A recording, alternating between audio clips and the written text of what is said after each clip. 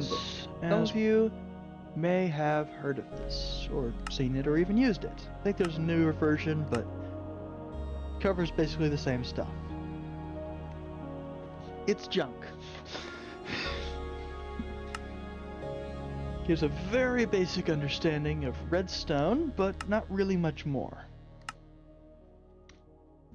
So, now for a tutorial on redstone gates.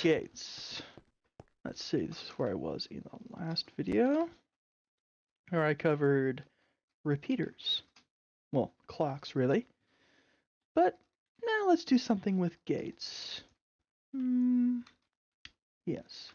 We'll need my favorite thing. This. Ah, a lever, of course. Not sure what else we'll need. Alright, this'll do. Maybe I should have started with gates, but here we are. So, you've got a lever. And you want to say, get some signal through. Well, that's easy enough. But what if you have two levers? Well, then you'll need to get them to do things some way. And a cat may suddenly appear every time you're near.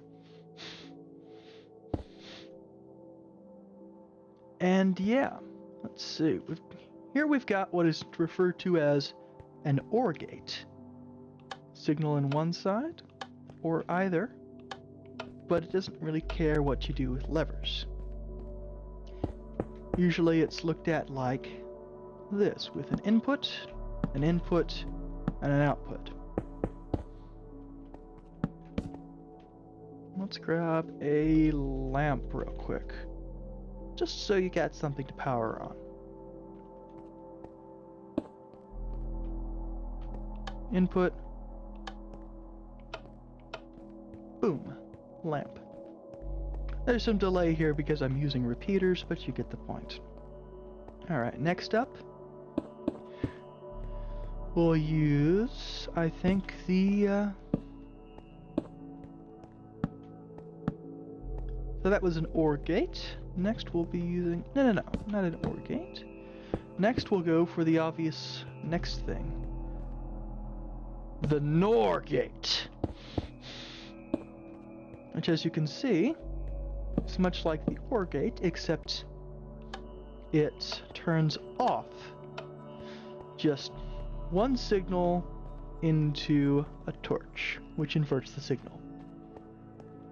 Very simple, yes. Alright, next up, the AND gate.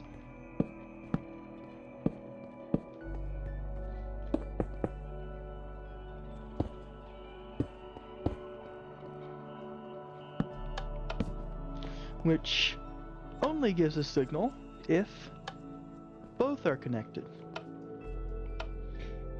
And you know what? For the longest time, I was using AND gates only like this. Only like this. Even though you can have, you know, into the whatever number of inputs. I will show you the chaos which resulted.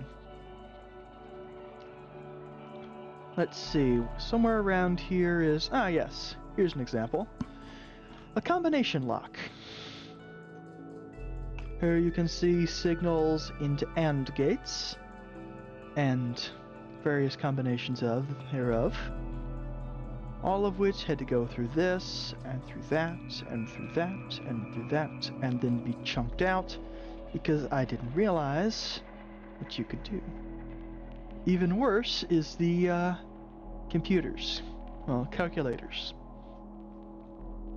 where everything had to go through an AND gate, like this. Because I wasn't trying to compute it, I was just trying to save a calculation in permanent memory. And I think on this one I realized that I wouldn't be able to do it like this without having it take up most of the world, so I moved over to that one. which I did literally nothing on, so I moved over to that one, which I think is the current work in progress. Alright, back to these.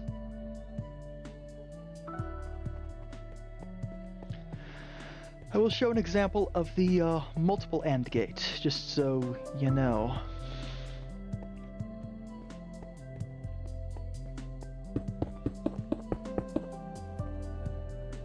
Which is, say, a lever on each.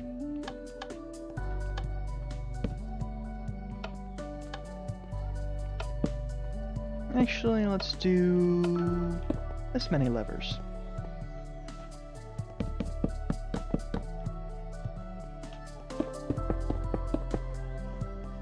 And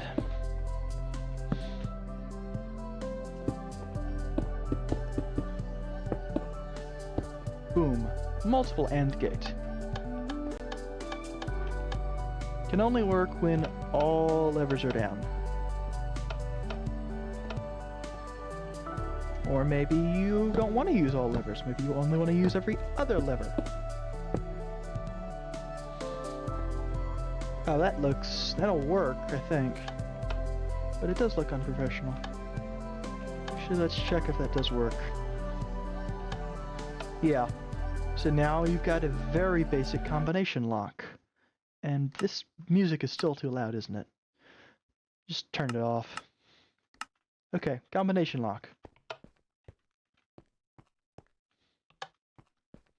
Made out of one single AND gate. Ain't that cool? And, well, I sort of showed it off, but just so you know, the NOT gate.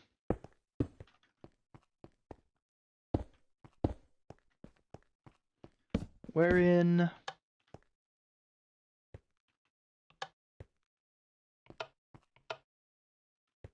wait a minute, what?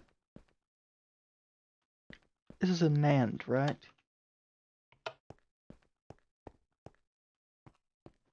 Yeah, this is a NAND. I think.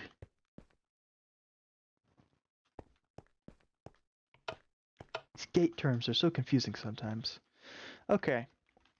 And now for what the Redstone handbook says is a working XOR gate for when you want to put one input and another input. It's like, well, this, right? Well, okay, we put one here, and we do one here, and then we do that. You see that? Isn't that useless? I believe I've got some examples of the working ones over here. I don't quite remember what it looks like. Yes, here it is. An XOR gate that actually works. Complicated as hell. I don't even know how this works, to be honest, but it does. You go to signal, and you go to another signal, and you give it that signal, or that signal. It always flips the bit when you pull a lever. That's really what you want. And, oh, yeah, of course, a flickabidger. Or is it sand? Oh, yeah, while I'm here, I will show you one more miracle.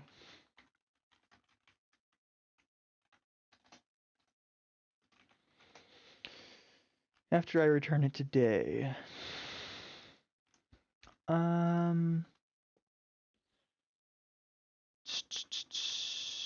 I have everything I need here? I might need the other kind of piston too. So what you've got is you want to use a button to do a thing. Now, you can do that with two buttons if you make a memory circuit. It's very simple. You just boom.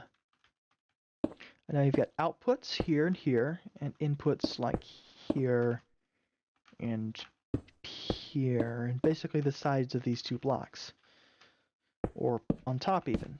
And you just boop. This is very useful for something like, oh, I don't know, an automatic minecart station, where you want to be able to just push one button and have your minecart and, say, a couple of chest minecarts go along with you.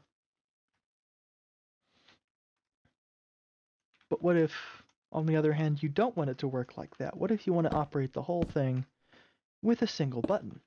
Well then, you need something like this, with an output here, or perhaps here, and this, and the input on top. Just this redstone line. And it's like,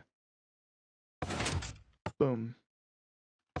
Actually, this should be a stone button, because that's a shorter pulse rate.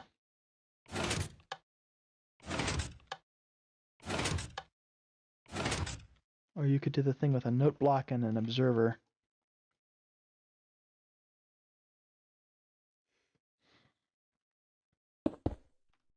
Which I don't think I've used before.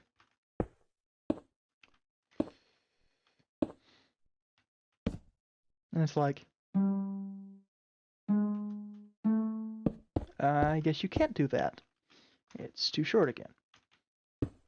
But you see the idea here. It's interesting.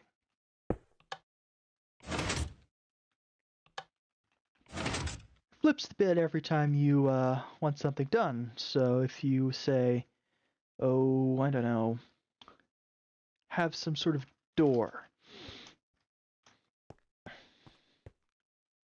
and you want it to open with a single button push, you can make that happen. Why do you not Not what? have horse-skull launching face?